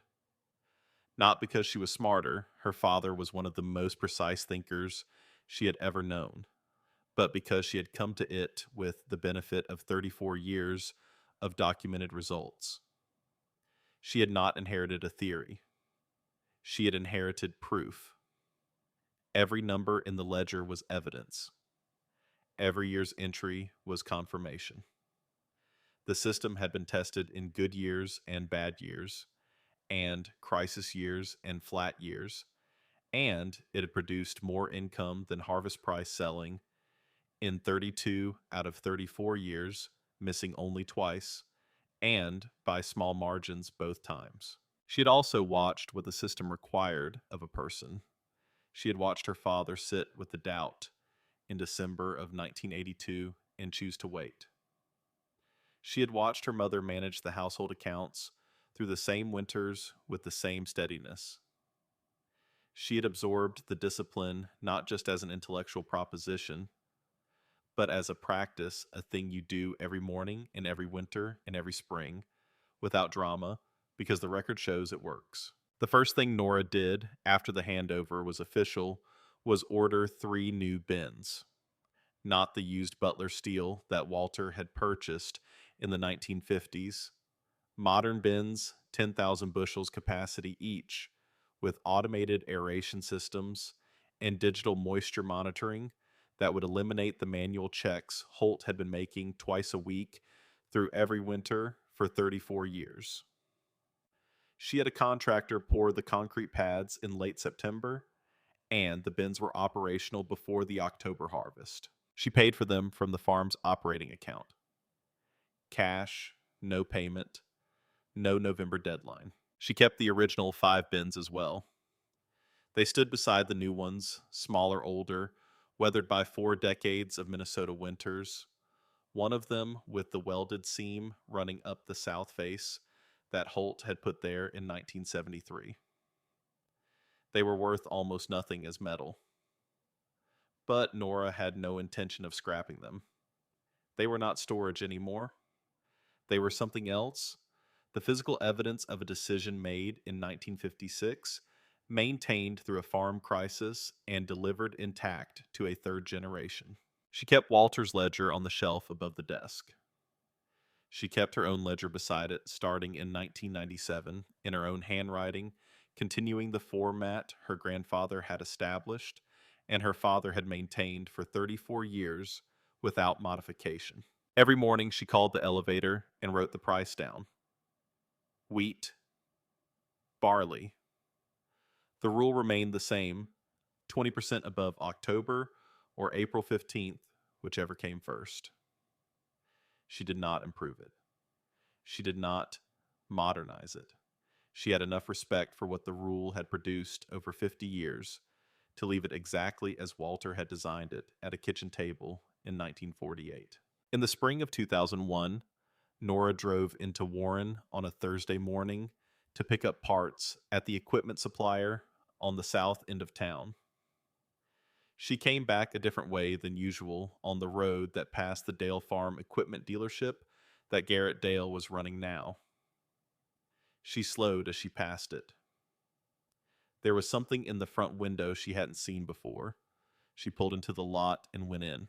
Garrett Dale was at the service desk. He was 41 years old, with his father's broad build and a manner that was warmer and more attentive than Merritt's had been, a man who had learned from watching his father that confidence without humility eventually presents a bill you have to pay. He looked up when she came in. Nora Voss. He said it with the recognition of someone who has been expecting a person someday without knowing exactly when. She was already looking at the wall behind the service desk. It was a price chart. Handwritten on lined paper, the columns slightly uneven in the way of a man who is more comfortable with numbers than with drafting straight lines. Wheat prices week by week across 5 complete crop years. And at the bottom, 2 numbers circled with a hand-drawn arrow between them, the October price of $2.10 and the April price of $3.45. And beside the arrow in careful, deliberate handwriting, one word: wait. Nora stood in front of it for a long moment. She had seen this chart hundreds of times, not the original, but the copy in the ledger, the one her grandfather had kept in the pocket at the back, and that her father had shown her at the kitchen table in the winter of 1981. She knew the columns. She knew the numbers by memory. She knew the word at the bottom and what it had meant and what it had generated over the half century since Walter had written it. How did this get here? She asked. Garrett told her what his father had told him, that Holt had given the original chart to Merritt at the end of the conversation in the yard in April of 1985. That Merritt had kept it in his office for 7 years, and had hung it on the wall the week before he retired in 1992 because he wanted every farmer who came into the dealership to see it. That Garrett had kept it there because his father had asked him to, and because the longer he worked in the agricultural equipment business, the more he understood why his father had thought it was important. Nora was quiet for a moment. He understood it at the end, she said. He did. Garrett paused. He also told me something else. That your father said in that conversation in the yard that he had kept the system to himself for 23 years. That he hadn't shared it with the neighbors who were losing their farms. And that he regretted it. The room was quiet. Outside on the highway, a truck went past, and then the quiet came back. He told me that too, Nora said. Not many times, but he told me. What do you tell the farmers who come in and see it? She asked. When they ask about it? Garrett leaned against the counter. I tell them the whole story. Your grandfather in 1947, the truck in the co-op parking lot, the kitchen table that night, your father's 34 years, the 5 bins, the ledger, the rule, the number. All of it. And he smiled. Some of them think it's a nice story. Some of them do the math. The ones who do the math, what happens? Some of them go home and look at their bin situation. Some of them come back with more questions. A couple have actually changed how they sell. He paused. It's slow, but it moves. That's something Nora said. It's a start. She told Holt about it that evening. He was sitting in his chair by the window, the same chair he had sat in for 30 years, in the same room where Walter had sat before him, looking out at the south field in the long spring light. He was not idle. He had the Warren Gazette crossword folded in his lap, and a pencil in his hand, the daily puzzle that he completed without fail, and that he said kept his mind from going soft. He looked up when Nora came in. She told him about the chart on the wall at Dale's, about what Garrett had said, about the farmers who heard the story and sometimes went home and changed something. Holt listened without interrupting. When she finished, he was quiet for a moment. Dad, she said, did you ever wish you'd shared it earlier, with Gus Langford maybe? With the others who lost their farms in 82 and 83. He looked out the window at the south field. The evening light was long and flat across it, the particular gold that comes to Minnesota in April for about 40 minutes before the sun drops and the color leaves. Yes, he said. One word, the kind of yes that has 30 years of thought behind it. Why didn't you? He was quiet for a moment. He set the crossword down on the arm of the chair. Because I thought they'd think I was trying to be smarter than them, he said. Because in a place like Marshall County, a man who tells his neighbors how to farm is usually looking for trouble and usually deserves the trouble he finds. Because it felt like my father's thing, not mine, to give away to people he didn't know. He paused. None of those were good reasons. Nora waited. Your grandfather never shared it either, Holt said. He kept it in the ledger and the bins and let the county think he was eccentric.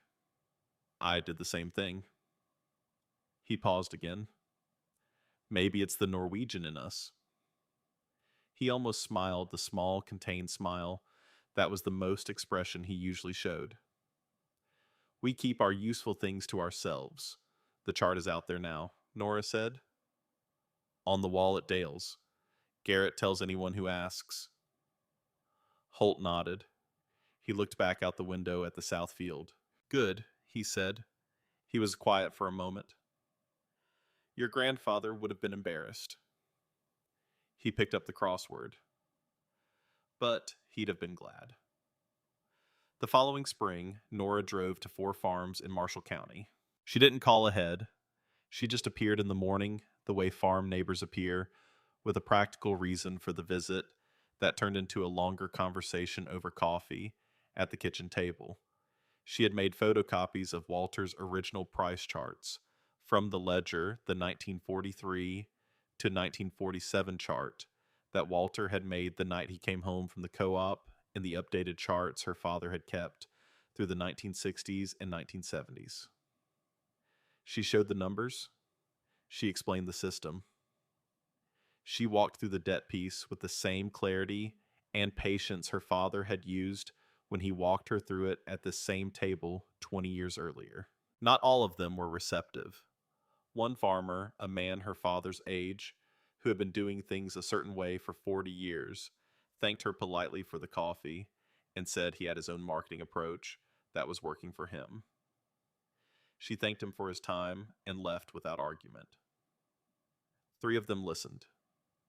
Really listened, the kind of listening where a person is testing the idea against their own situation as they hear it, measuring it for fit. One of them was a younger farmer named Bryce Tollefson, 32 years old, who was farming his father-in-law's land on a lease arrangement that kept his capital requirements low. He had 2 bins already. He had no equipment debt. The lease structure meant he wasn't carrying the machinery notes. He was positioned almost by accident to run the system exactly as Walter had designed it. He sat across from Nora for nearly 2 hours that morning, asking the kind of precise sequential questions that told her he was working through the idea seriously rather than being polite. He asked about the rule and why the 20% threshold rather than some other number. He asked about the 2 years Walter's system hadn't produced a positive spread. He asked about storage costs and moisture management and the practical details of running the aeration system through a Minnesota winter. Nora answered every question from 35 years of watching the system run. Bryce ran it the following fall. His first delayed sale in the spring came in at 23 cents above his October price. On 8,000 bushels, that was $1,840 of additional income from the same grain he would otherwise have sold in October. He called Nora to tell her. She wrote the number in her ledger in a section at the back. She had started for this purpose a record of the system's extension beyond the Voss farm, a documentation of the idea moving outward from the place where it had lived for 50 years. It was the same instinct that had made Walter keep those price sheets in the kitchen drawer for no reason he could have explained at the time. The instinct of someone who understands that useful information must be recorded because the pattern only becomes fully visible when you have enough data to see it. The pattern was still there. 50 years after Walter had first charted it on a kitchen table, the seasonal price pattern was still repeating with the same structural logic. October was still the annual low. Spring was still consistently higher. The mechanism was unchanged. Farmers still sold at harvest because their debts required its supply. Still overwhelmed demand in October, and the spring market still corrected for the imbalance as the consumed supply worked down and the next crop remained months away. The market had not changed. What had changed was one family's understanding of it, passed from a Norwegian immigrant to his son, to his granddaughter, and now slowly outward into the county that had spent 3 generations calling them stubborn. In the summer of 2003, Garrett Dale called Nora. He said he wanted to add something to the dealership wall alongside the price chart. Not replace the chart. The chart was permanent. But he wanted a small framed card beside it, something with the story written out in plain language, so that farmers who stopped in front of the chart could read the full explanation without needing to ask. He'd been telling the story verbally for 11 years, and he thought it should exist in written form. He asked if she would write it. She said she'd think about it. She drove home and sat at the desk. Holt's desk, Walter's desk, the same desk that had held the ledger for 60 years, and the pencil cup and the lamp that clicked on with the same metal sound it had always made. The shelf above held the 2 ledgers Walter's starting in 1943, and her own starting in 1997. Between them, a gap of 34 years that Holt had filled with the same pen and the same format and the same morning discipline. She took Walter's ledger down and opened it to the first page. The 1943 entries in Walter's handwriting. The careful columns.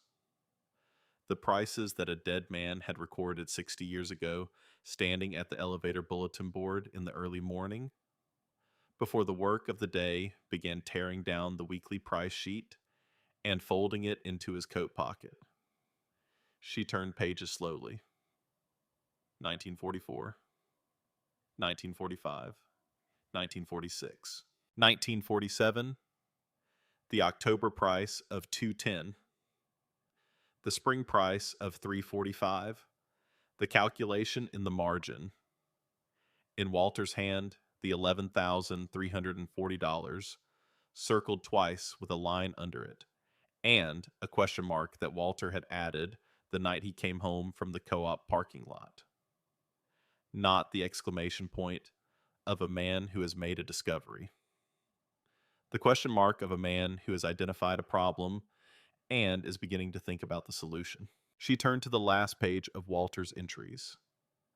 The final number in his handwriting, a spring delivery price for barley. March 1961. The entry was neat and complete, the same format as every entry before it. Below it, a blank line.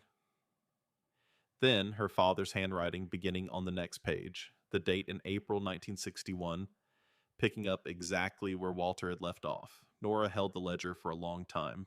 A man she had never met, her grandfather dead 11 years before. She was old enough to remember him, had started this in a kitchen in 1948, because he sat in a truck for 20 minutes with a number that was too large to ignore and too simple to misunderstand. He had poured concrete pads on 2 weekends in 1956 and erected steel bins with his teenage son on cool September Saturdays. He had kept a ledger on a shelf above a desk and called the elevator every morning and written the price down and waited through winter after winter for the spring price that the pattern said was coming. He had written one word at the bottom of a price chart, and the word had traveled from that kitchen table to the desk where Nora was sitting through 2 generations of farmers who had kept it and used it and trusted it through farm crises and November doubts and the certainty of men like Merritt Dale that the system couldn't possibly work. And now it was on the wall of a John Deere dealership where indebted farmers came to buy machines they would finance over 5 years, and some of them saw it, and some of them stopped, and some of them did the arithmetic. She picked up the pen. She wrote the card for Garrett. She kept it simple and plain, the way Walter had kept his entries. No excess, no ornamentation, just the facts in the order that made them comprehensible. She wrote Walter's numbers first. The 1947 harvest. The October price. The April price. The $11,340. The kitchen table. The price sheets in the drawer. She wrote the pattern. October low spring, high every year. The structural reason behind its supply. Overwhelming demand at harvest when every farmer sold at once, the market correcting over the winter as the supply was consumed. She wrote the rule, 20% above October or April 15th, whichever comes first. No exceptions. No trying to find the peak. Emotion out, arithmetic in.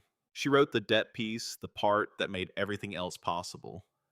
The part that most people missed. A man who owes money in November has to sell in October. A man who owes nothing can sell in April. The bins are the tool. Not owing anyone is the strategy. She wrote the number. $196,000. 34 years. 5 bins. $1,000. And then at the bottom, because it was the right question, and no other question would do, She wrote what her father had asked her at the same kitchen table when she was 22 years old, and he had just closed the ledger and looked at her across the worn wood surface. When do you sell not grain? Your time, your labor, your skill. The years when you are strongest and sharpest and most capable of producing something of value. When do you sell them? Do you sell when the buyer shows up because the money is now and the need is pressing? Or do you sell when the price is right? Even if that means carrying the weight of waiting through the months when everyone around you is cashing their checks and calling you stubborn. Every farmer in Marshall County sold in October because October was when the grain was ready and the bills were due. They confused the harvest with the sale. They believed the two events had to be the same.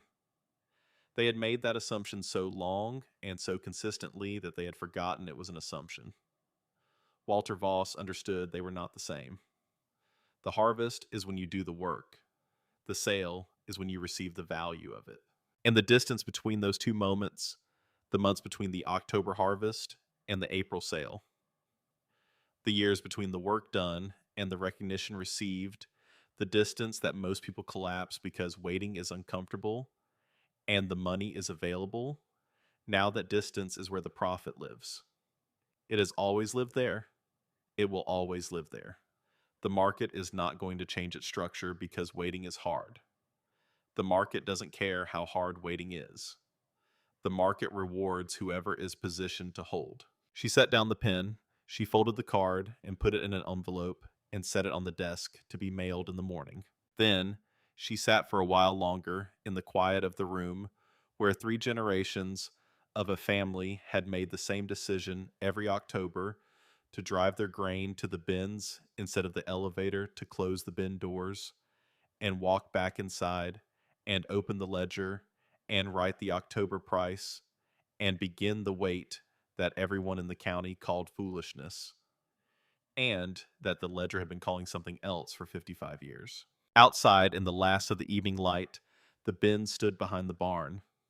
8 of them now, the original 5, weathered and dented and permanent, and the 3 newer ones Nora had added in 1997, larger and more modern, but running on the same principle, serving the same purpose, doing the same work that Walter had designed them to do in 1956 when he poured the concrete pads himself and erected the first 2 on a September weekend with his 14-year-old son. They were not impressive to look at. They were not supposed to be impressive. They were supposed to work. The card hangs on the wall of the Dale Farm Equipment Dealership in Warren, Minnesota, beside Walter's original price chart. The chart's paper has yellowed at the edges. The pencil marks have faded to a softer gray than Walter's hand put them, but they remain fully legible. The careful columns of prices, the circled numbers, the hand-drawn arrow between October and April, and the word at the bottom. Wait. Every farmer who walks through that door sees it. Many of them walk past without stopping. They have equipment to buy or service to arrange, and the chart on the wall is background furniture, the dealership's decor. Some of them stop. They stand in front of the chart and read it. They read the card beside it. They look at the October price of $2.10 and the April price of $3.45. And they do the arithmetic in their heads, not because the arithmetic is complicated, because it isn't, but because the arithmetic means something different. When you apply it to your own situation, your own harvest, your own November deadline, some of them feel something shift. A small recalibration. The recognition that the way things have always been done is not the same as the way things must be done. That the harvest and the sale are 2 separate events separated by months, and that those months belong to whoever has the patience and the financial freedom to hold them. Those are the ones who drive home thinking. Those are the ones who look at their bins when they pull in the driveway. Really look at them, measuring them against what they currently hold and what they might hold and what holding might be worth. Those are the ones who call the elevator the next morning and write the price down. Some of them open a ledger. Some of those ledgers will still be running in 20 years, in 30, filled with numbers in handwriting that belongs to people not yet born who will inherit the record. The way Holt inherited Walters and Nora inherited Holt's. Not just as data, but as proof, the cumulative, documented evidence that patience is not weakness, that waiting is not passivity, that the distance between the harvest and the sale is not dead time, but productive time, the time in which the price does the work that the land and the labor cannot do alone. Walter Voss figured this out in a truck in a parking lot in April of 1948. He was a Norwegian immigrant who had bought marginal land at the bottom of the Depression and kept every price sheet the elevator posted for 5 years for no reason he could have named at the time. He was not a sophisticated market analyst. He was not a financial strategist. He was a farmer who sat with a number until the number told him something, and then he went home and did what the number told him to do. He built 5 steel bins. He wrote one word, and the word outlasted the farm crisis and the bad years and the certainty of men who sold in October and believed that was the only reasonable thing to do. The word outlasted Merritt Dale's certainty and the county's contempt and the November doubts in the dark of a December when the price was falling and 11 farms were going under, and the correct answer was still stubbornly, unmistakably the same as it had always been. Wait, 5 steel bins, $1,000, $196,000 in additional income over 34 years, a savings account that the county didn't know existed. A farm that survived everything the market threw at it because the man who ran it owed nothing to November and, therefore, answered to no one's deadline but his own. Not because he was smarter than the market, because he was more patient than the men who owed it. And patience, it turns out, compounded over time, the way good things compound, quietly, consistently, without announcement delivering its returns in the spring, when the winter is finally over and the price is right and the bins are full and the ledger is open and the pen is ready to write the number that another October of waiting has finally earned. That is where the profit lives. It has always been there. It will always be there, waiting for whoever is willing to wait for it.